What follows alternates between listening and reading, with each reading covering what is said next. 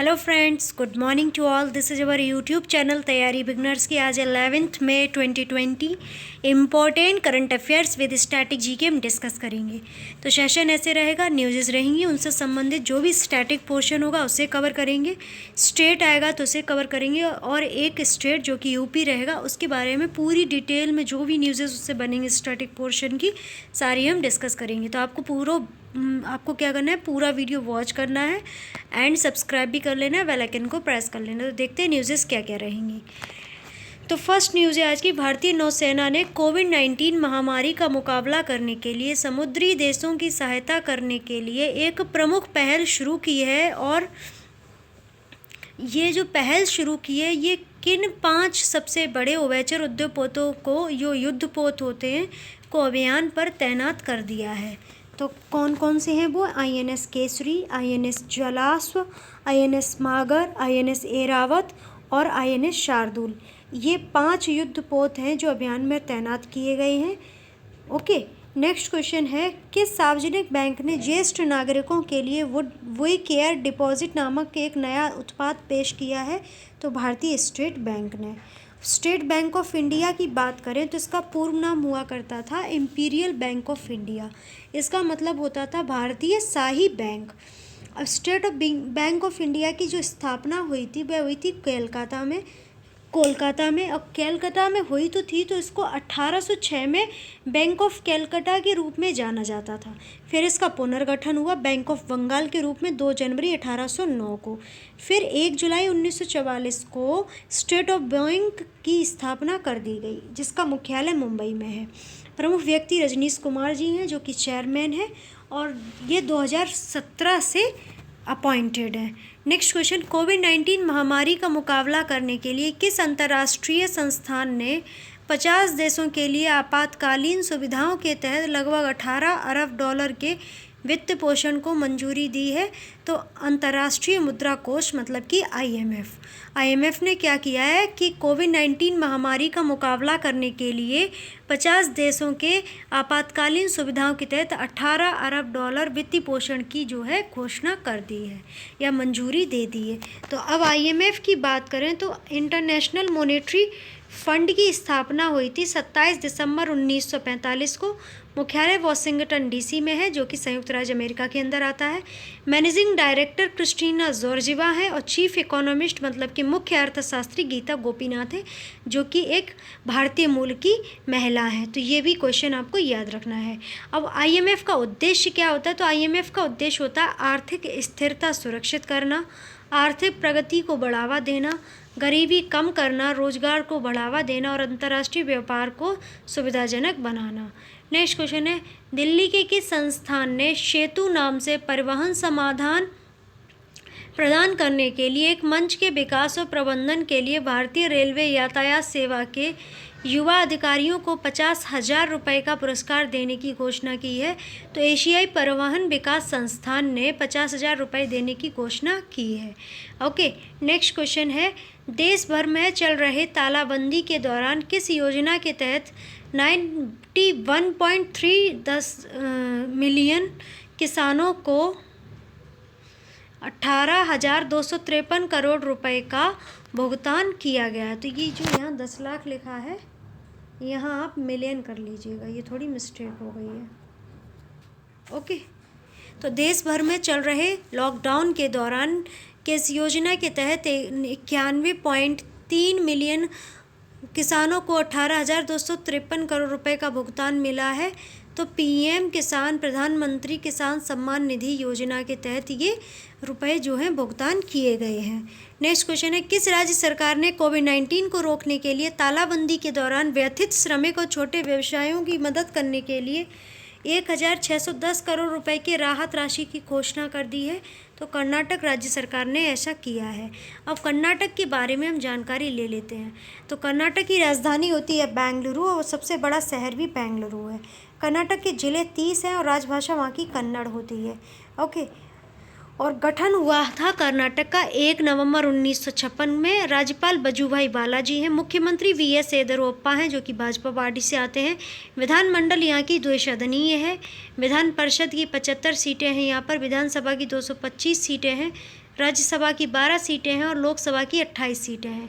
राजकीय पशु अगर कर्नाटक का पूछ लिया जाए तो वो होता है सलेंडर लोरीस, और राजकीय पक्षी होता है धनेश।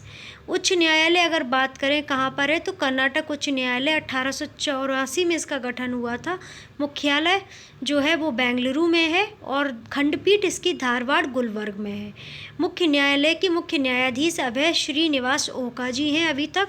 और भारत का सबसे बड़ा जो जलप्रपात जोग गरसोप्पा है, जो कि मैसूर में है, और ये कौन सी नदी पर है, तो ये शरावती नदी पर है।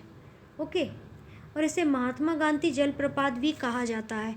तो ये 3 बातें जरूर से याद रखिएगा। महात्मा गांधी ने एकमात्र कांग्रेस अधिवेशन की अध्यक्षता 1924 में बेलगाम में की थी।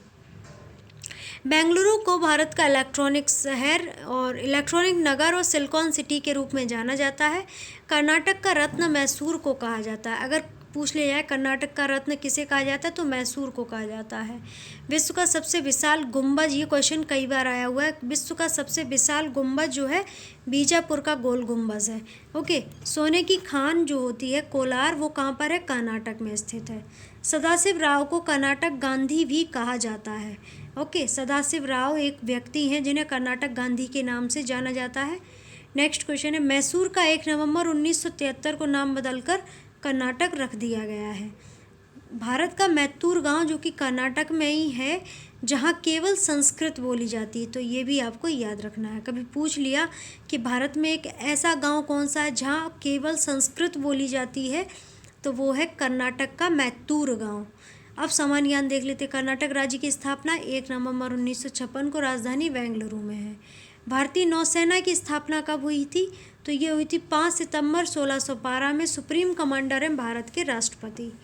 भारतीय स्टेट बैंक की स्थापना 1 जुलाई 1955 को हुई। मुख्यालय मुंबई में है। ओके, अंतर्राष्ट्रीय मुद्रा कोष की स्थापना 27 दिसंबर 1945 को हुई। मुख्यालय वॉशिंगटन डीसी, संयुक्त राज्य अमेरिका में है।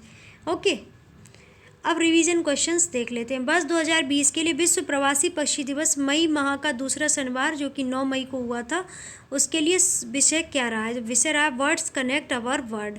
नेक्स्ट क्वेश्चन, एशियाई अवसंरचना निवेश बैंक ने कोविड-19 महामारी से लड़ने के लिए भारत को कितना ऋण देने की मंजूरी दे दी है? तो $500 मिलियन की मंजूरी दे दी गई है। नेक्स्ट क्वेश्चन, 8 मई 2020 को वित्त वर्ष 2020 से 21 के लिए मूडीज इन्वेस्टर्स सर्विस द्वारा लगाया गया भारत की वृद्धि का अनुमान कितना है? तो वो है 0%। नेक्स्ट क्वेश्चन, केंद्रीय वित्त एवं कॉरपोरेट मामलों की मंत्री निर्मला सीतारमन जी ने गांधीनगर में गिफ्ट अंतर्राष्ट्रीय वित्तीय सेवा केंद्र के 2 अंतर्राष्ट्रीय एक्सचेंज INR USD फ्यूचर्स और ऑप्शन FNO अनुबंधों का शुभारंभ किया है। तो वे कौन कौन से? तो BSE का इंडिया INX और NSE का INS IFSC। Okay, next question है, संयुक्त राष्ट्र और साझेदार संस्थानों ने कोविड-19 महामारी से लड़ने के लिए कितने अमेरिकी डॉलर की वैश्विक प्रार्थना की है? तो 6.7 मिलियन की वैश्विक प्रार्थना की गई है। नेक्स्ट क्वेश्चन है, किस भारतीय संस्थान ने विशेष रूप से काथी के उपयोग के लिए एक उत्कृष्टता केंद्र स्थापित करने के लिए केयर बोर्ड के साथ एक समझौता ज्ञापन पर हस्ताक्षर किए हैं? तो भारतीय प्रौद्योगिकी संस्थान ने केयर बोर्ड के साथ एक समझौता ज्ञापन पर हस्ताक्षर किए हैं। नेक्स्ट क्वेश्चन है, mom speak the funny bitter sweet story of motherhood in India पुस्तक के लेखक कौन है? तो वो है पूजा पांडे जी। ये नाम बहुत अच्छे से याद रखना। Mom speak the funny bitter sweet story of motherhood in India पुस्तक की लेखक है, तो वो है पूजा पांडे जी। नेक्स्ट क्वेश्चन है, किस व्यक्ति को निकलोडियन किड्स चॉइस अवार्ड की अंतर्राष्ट्रीय श्रेणी में इस साल के अफ्रीकी सोशल अभिनेता के रूप में घोषित किया गया है? तो ये घोषित किया गया है प्रवीण रेड्डी को। ये दक्षिण अफ्रीकी हास्य अभिनेता हैं। ओके, नेक्स्ट क्वेश्चन, भारत के संयुक्त राष्ट्र पर्यावरण कार्यक्रम के सद्भावना के रूप में किस भारतीय व्यक्ति का कार्यकाल 2022 के अंत तक बढ़ाया गया है? तो दिया मिर्जा का कार्यकाल 2022 के अंत तक बढ़ाया गया है। नेक्स्ट क्वेश्चन है, 1997 में कोडावा फैमिली हॉकी टूर्नामेंट का आरंभ करने वाले किस व्यक्ति की 7 मई 2020 को बेंगलुरु में मृत्यु हो गई? तो वो हो गई पनदुड्डा कुटप्पा जी की। नेक्स्ट क्वेश्चन है, मध्य प्रदेश के मुख्य निर्वाचन अधिकारी कौन बने हैं? तो वो बने वीरा राणा जी। अब मध्य प्रदेश को घड़ियाल स्टेट के नाम से भी जाना जाता है। मध्य प्रदेश को की जो रीवा है उसे सफ़ेद शेरों की भूमि के नाम से भी जाना जाता है।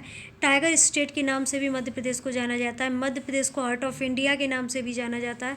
मध्य प्रदेश में अभी नर्मदा महोत्सव हुआ था, ठीक है, और जल महोत्सव अभी मध्य प्रदेश के अंदर हुआ था। तो ये सारी बातें आपको याद रखनी है। ओके, एंड मध्य प्रदेश की राजधानी होती है भोपाल। भोपाल गैस त्रासदी हुई थी जिसमें मिथाइल आइसोसाइनेट का शराब हुआ था, तो ये भी आपको याद रखनी है। ओके, और मध्य प्रदेश का जो भोपाल है उसे झीलों के शहर के नाम से जानते हैं।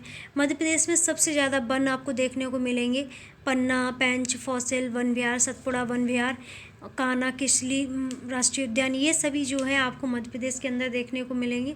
ओके, तो अब नेक्स्ट क्वेश्चन देख लेते हैं। वैज्ञानिक और औद्योगिक संस्थान परिषद CSIR ने कोविड-19 संक्रमण के लिए ह्यूमन मोनोक्लोनल एंटीबॉडी को उपचार के रूप में विकसित करने के लिए एक परियोजना को मंजूरी दे दी है, जिसका नेतृत्व कौन सी कंपनी करेगी? तो उसका नेतृत्व करेगी भारत बायोटेक। ओके, अब देखते हैं लेट्स लर्न समथिंग न्यू। ये कल के फॉर्मूलाज हैं, क्योंकि है ना एक दिन में याद नहीं हुए होंगे, इसलिए हमने इसे रिपीट कर दिया। तो साधारण नमक का फॉर्मूला होता है NaCl। बेकिंग सोडा का जो फॉर्मूला होता है वो होता है NaHCO3। और धावन सोडा का जो फॉर्मूला होता है वो होता है Na2CO3 10H2O। कास्टिक सोडा होता है NaOH। स्वागा होता है Na2V4O7 10H2O। फिटकरी का अगर फार्मूला पूछ लिया है तो वो क्या होता है K2SO4 Al2OSO4 का होल थ्राइस और 24H2O। ओके, लाल दवा का अगर पूछ लिया है फार्मूला क्या होता है तो वो होता है KMnO4। कास्टिक पोटास का जो फार्मूला होता है वो होता है KOH। शोरा का जो फार्मूला होता है वो होता है KNO3।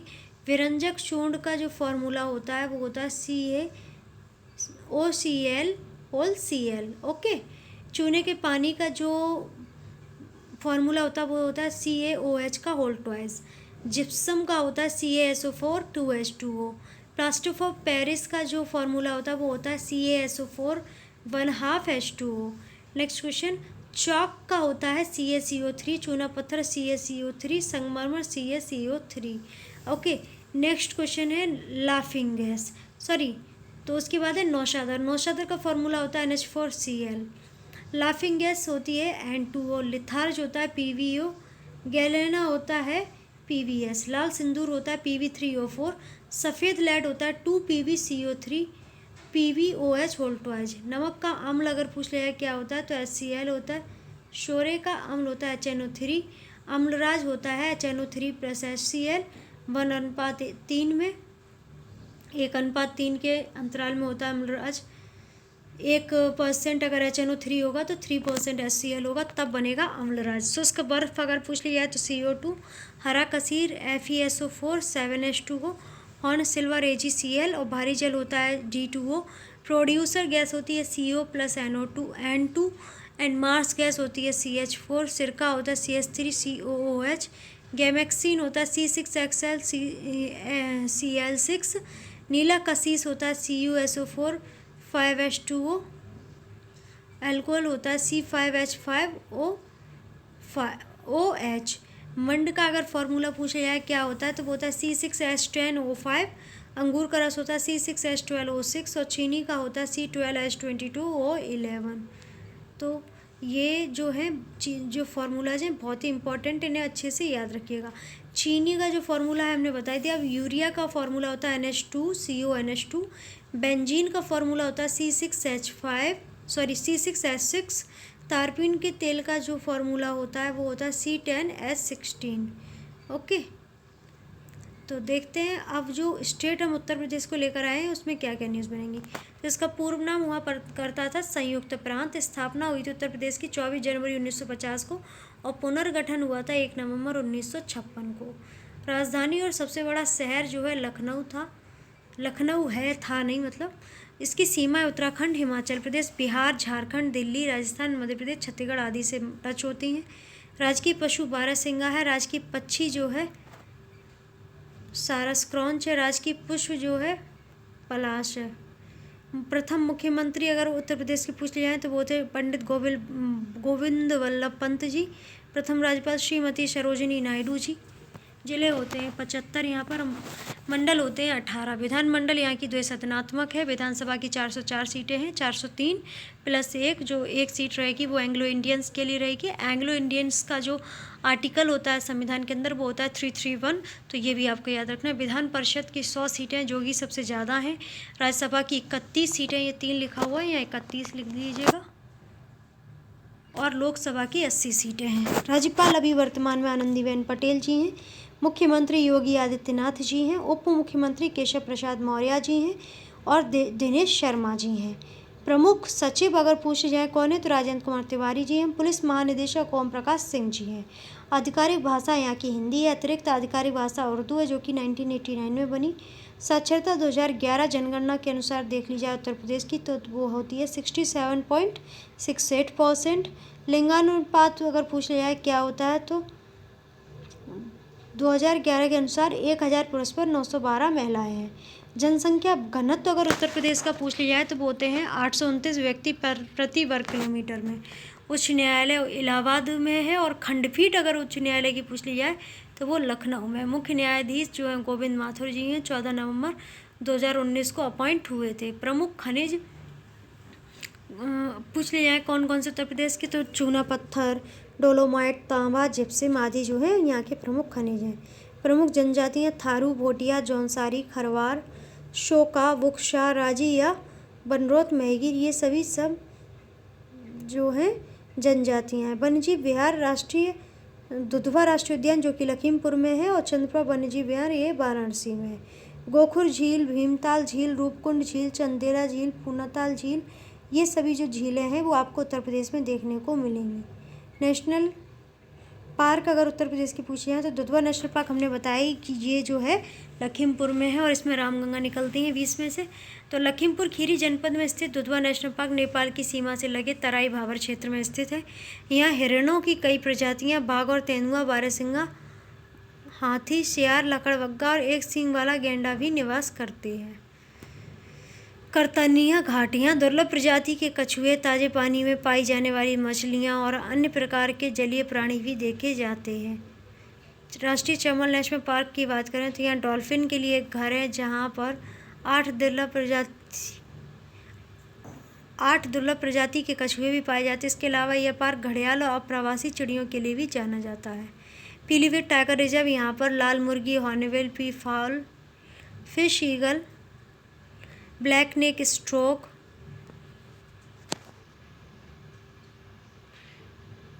बूली neck stork, drongo, nightjar, green pigeon, spotted owl, jungle babbler, black francolin, fish owl आदि पाई जाते हैं। अब क्वेश्चन ऐसे तो बनता नहीं है कि पीलीभीत टाइगर रिजर्व कौन से राज्य में, ये तो इन द रेयर केस बनेगा, आपको पता है उत्तर प्रदेश में है। अब क्वेश्चन ऐसे बनने लगा है कि पीलीभीत टाइगर रिजर्व में किस जीव का संरक्षण किया जाता है, तो आपको याद रखना है जंगली मुर्गी, hornbill pea fowl, fish eagle, तो इस तरह से आपको याद रखने हैं। सुर सरोवर बर्ड सेंचुरी, यहाँ पर 165 प्रजातियों के पक्षी मिल जाते हैं। यहाँ एक विशाल झील है, इसमें छोटे छोटे तालाब भी हैं। ओके, तो ये था हमारा उत्तर प्रदेश से संबंधित बहुत ही महत्वपूर्ण ऑडियो, और जो भी करंट अफेयर्स हैं वो भी महत्वपूर्ण है काफ़ी। तो जल्दी से सब्सक्राइब कर लो और बेल आइकन को प्रेस कर लो। एंड आप हमारे टिकटॉक हेलो ऐप पर भी आप हमें फॉलो कर सकते हैं। डेली मोशन वेबसाइट पर भी आप हमें फॉलो कर सकते हैं।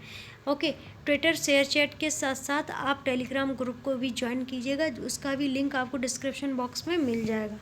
ओके, आपका कोई प्रश्न हो, कोई क्वेरी हो तो कमेंट बॉक्स में मेंशन कीजिएगा, उसे फुलफ़िल करने का पूरा प्रयास किया जाएगा।